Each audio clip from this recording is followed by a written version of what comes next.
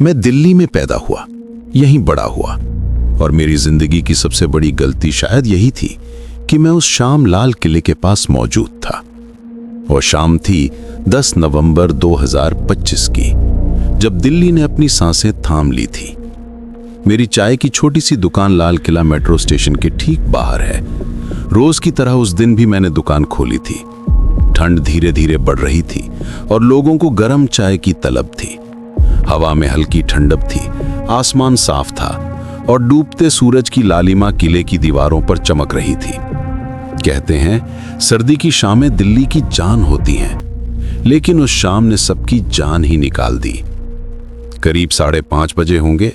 सड़कों पर भीड़ थी। दफ्तरों से लौटते लोग, कॉलेज के बच्चे और पर्यटक जो लाल किले के सामने फोटो खिंचवा रहे थे।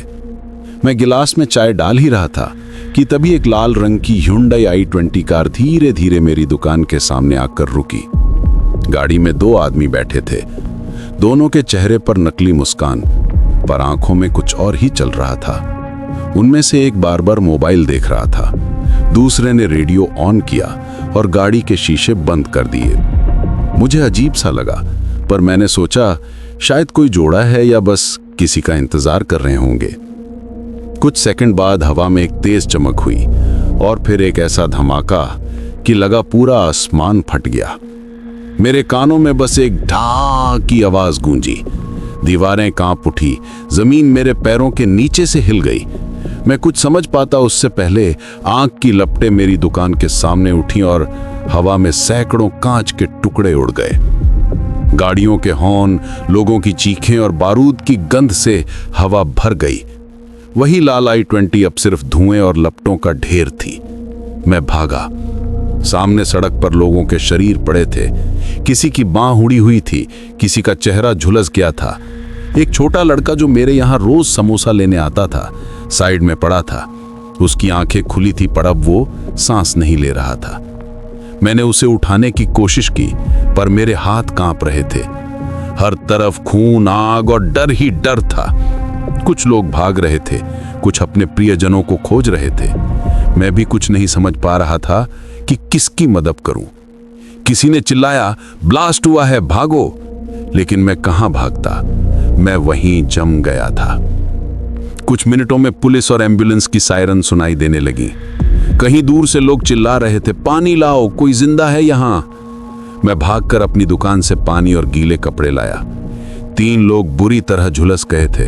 उनकी त्वचा आग की तरह जल रही थी।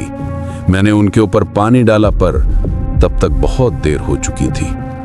उनमें से एक ने बस इतना कहा, भाई मेरे बच्चे को बचा लो, और फिर उसकी आंखें बंद हो गईं। उस रात दिल्ली थम गई थी। टीवी पर ब्रेकिंग न्यूज़ चल रही थी।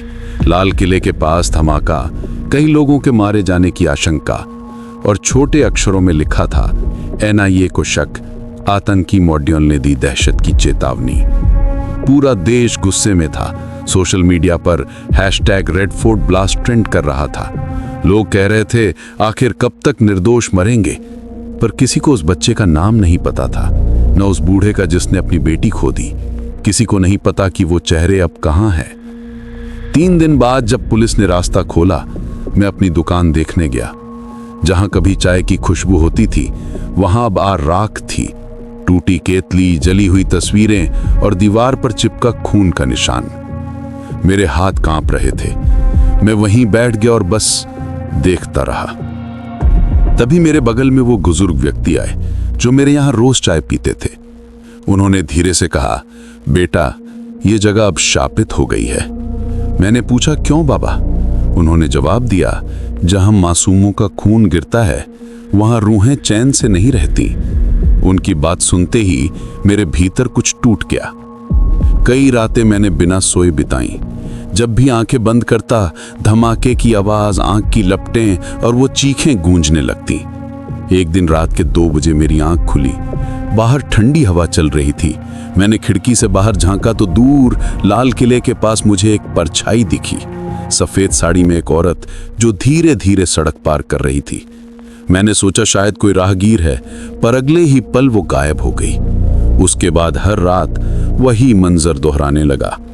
ऑटो ड्राइवरों ने भी कहा कि उन्होंने रात को लाल किला मेट्रो स्टेशन के पास एक औरत को रोते देखा है। कई लोगों ने कहा कि उन्होंने उस जगह किसी के सिसकने की आवाज़ सुनी, जैसे कोई किसी को पुकार रहा हो। कुछ का कहना था कि वो उस ब्लास्ट में मरी महिला की आत्मा है जो अब भी अपने घर पहुंचने की कोशिश कर रही है। एनआईए ने कई दिनों तक जांच की। कहा गया कि इस हमले के पीछे जैश-ए मोहम्मद के 2 मॉड्यूल का हाथ है।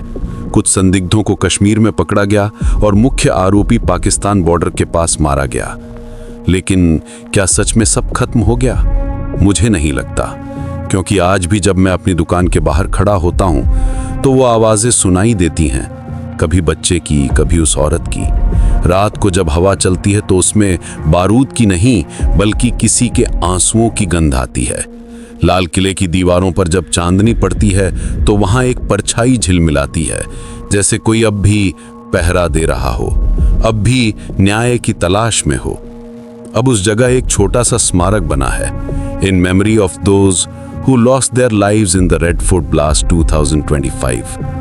लोग वहां रुककर दीपक जलाते हैं, फूल चढ़ाते हैं, पर मैं जानता हूं वो दीपक सिर्फ याद में नहीं जलते, वो आत्माओं की शांति के लिए भी जलते हैं।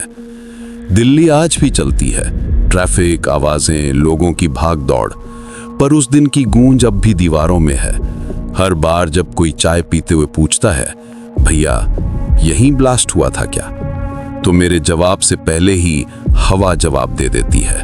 एक ठंडी सिहरती हुई हवा जो कहती है, हाँ, यहां जिंदगी और मौत ने एक दूसरे को देखा था।